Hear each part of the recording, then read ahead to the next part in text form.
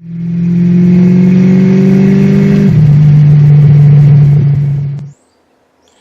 everyone, Road Warrior 72 here, coming at you live from my very dirty garage.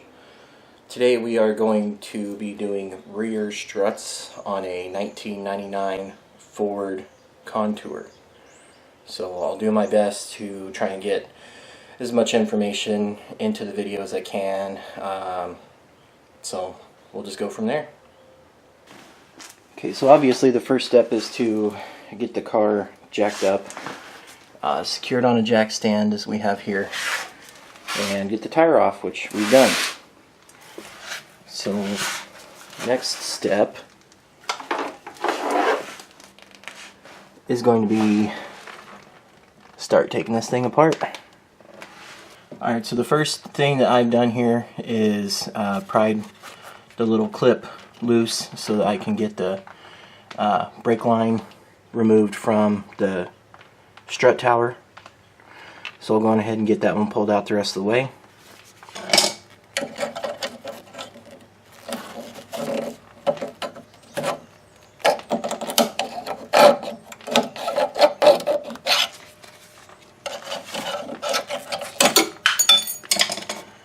And it's out. So I'm sure there's some other, improved way to do it, but I did it the way that worked for me. So there you go. Alright, so I'll go on ahead and get that brake line popped out of there and kind of moved out of the way, and we can move on. Alright, so the first thing that I'm going to do here is disconnect the sway bar link from the sway bar. So I've already got it cracked loose, but unfortunately, since I only have two hands, I'm going to have to do it off camera. But anyway, I used a 13mm wrench on the back and a 15mm socket on the front and just kind of broke it loose.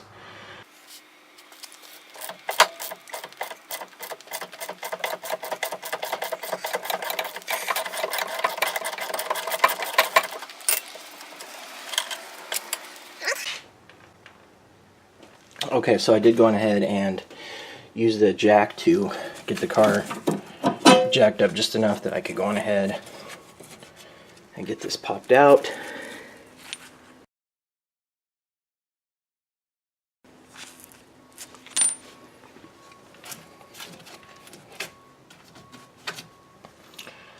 And we're ready for the next step. Alright, now before we get too deep in here, I was going to try and skip not having to disconnect the brake line, but I think that would be stupid, because I don't know, I just don't think it's going to work when I actually try to drop down the strut. I could be completely wrong. I've never done struts on this car before, so I'm just going to be safe and unhook it. Alright, so next step was removing the rear tie rod from the wheel spindle, and it took a little negotiating, but I got it out, got it loose, got it almost out. It was a 15mm, so I'll go on ahead and finish getting her out. Alright, so we're disconnected, and at this point I believe I have everything disconnected down here that I need to in order to be able to remove this bolt next, which would then drop the spindle down so that I can get to where I can pull the strut out. So I still have the two bolts up there that hold the strut onto the body of the car. Other than moving jack around and, manipulation, I should be able to get it, I think. If not, I'll definitely jump back in and correct where I was wrong.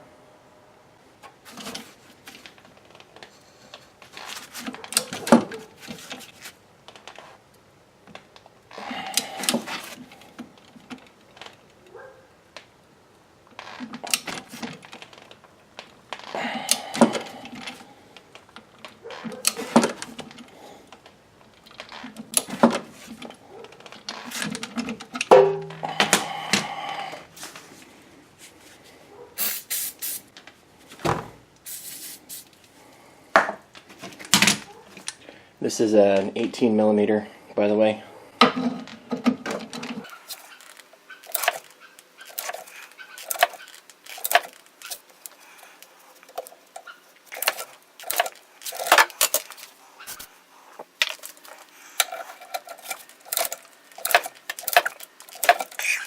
So I'm going to keep working on this bolt and check back in when it's out.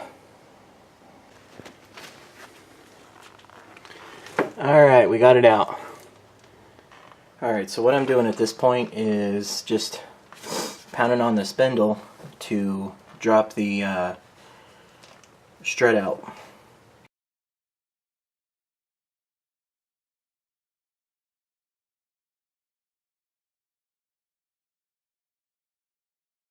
Or I guess drop the spindle out from the strut. So.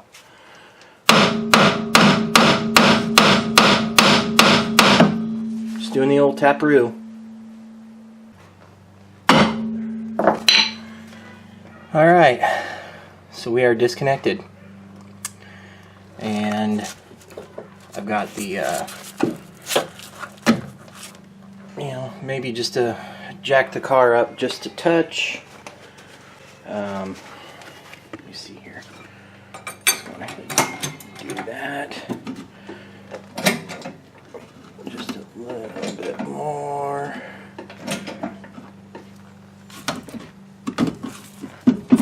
Just to get that mostly out of the way.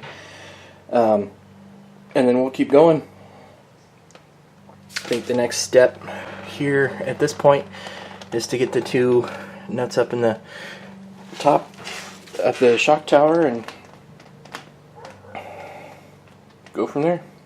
Okay, so as you can see, I've got one bolt out and I've got one more to go, and the setup that I'm using is a 10 millimeter socket, and then I've got two extensions on a 3/8 drive ratchet, and they were a little tight to get, but overall they weren't too bad. And this car is originally from out west, whereas I am in the Midwest. So one of the things about the Midwest is lots of rust from heavy salt usage, but you can tell on this car that it doesn't have a whole lot of rust.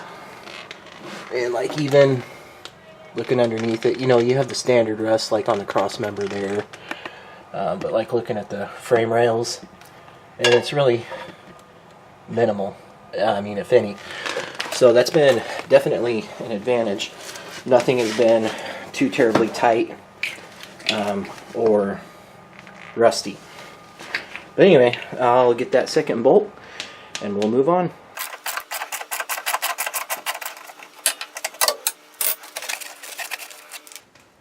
Alright, now obviously I'm not using a strut clamp, which I don't think I need to with what I'm doing, but if I had one it would probably be a little bit easier.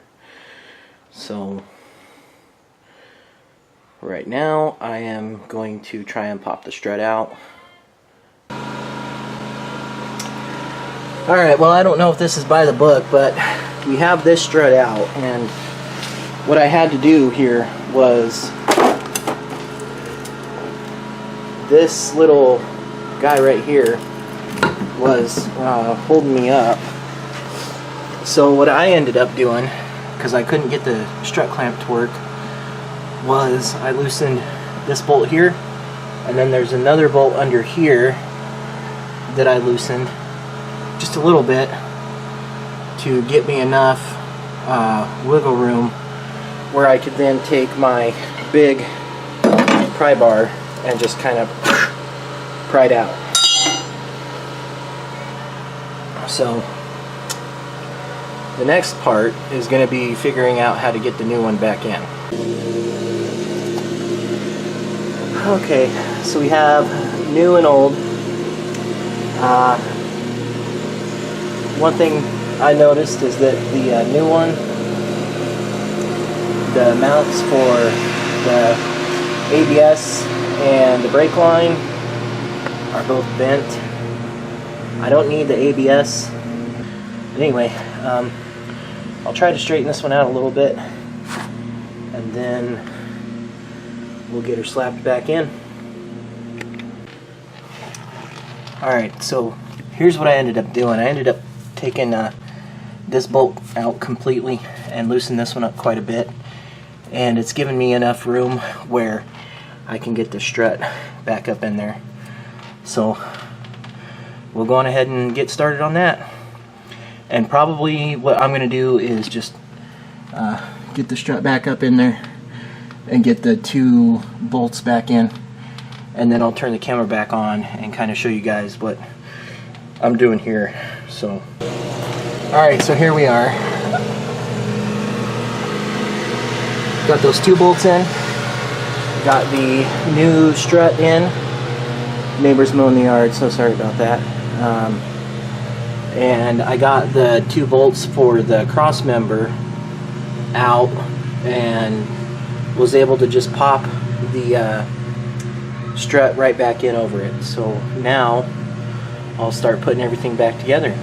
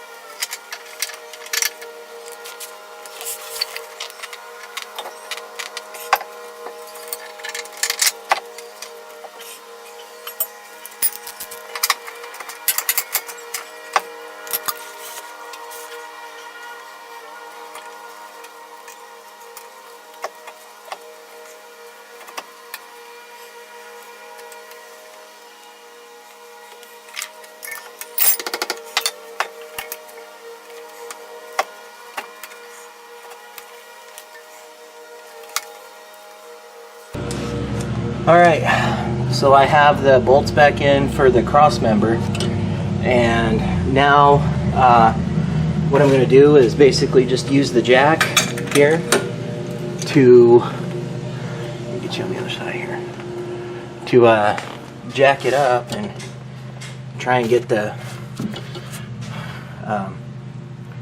strut back to where it needs to be on the spindle. Get the spindle bolt back in and get this thing the rest of the way put together. Alright. Okay, just a quick little what I'm doing method thing here is using the jack and jacking it up a little bit. You see that the strut is moving up. I don't know, maybe you can see it. And then I just do a little tappy tap, and it slides back down in, and I repeat the process until I get it to where I want it. Okay, torque spec according to the book, 52 to 72. I have my torque wrench set at 68, just for the hell of it. And we're good. Alright. So, next step is I'll get the link reconnected, I'll get my tie rod reconnected, get my brake line reconnected, and then we should be done. Then we would repeat the process on the other side. Alright, well, kind of hard to see here, but next step is to torque the tie rod bushing. And then after that, it's going to be the stabilizer bar. So the torque that the book says is 75 to 102. So we're going to do it at 95.